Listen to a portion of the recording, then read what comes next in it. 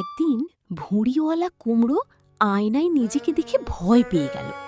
হাঁটতে গেলেই হাঁপিয়ে যায়, আর বসলে উঠতেই আলস।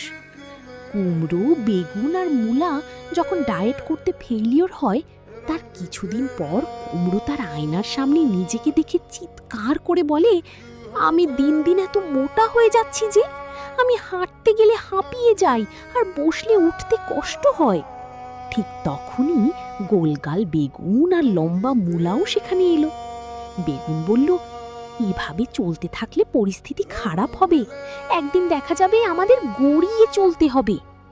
মূলা পেট ধরে বলল, কাল 3 প্লেট ভাজি খেয়ে আমি সিঁড়ি উঠতেই পারিনি। তখন কুমড়ো ঘোষণা দিল, আজ থেকে আমরা জিম করব। পরের দিন 3 জন নতুন ট্র্যাকস্যুট পরে জিমে গেল। জিমে ঢুকেই তারা অবাক, কেউ দৌড়াচ্ছে, কেউ ভার তুলছে। তারা তো এসব দেখে ভয় পেয়ে গেল। একটু সাহস জুগিয়ে কুমড়ো একটা ট্রেডমিলে উঠতেই ধপাস করে পড়ে গেল।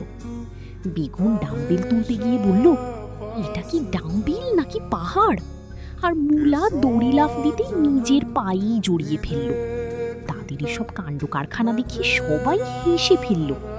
বন্ধুরা, পরবর্তী পর্বে কি হবে তা জানতে আমাদের সাথেই থাকুন।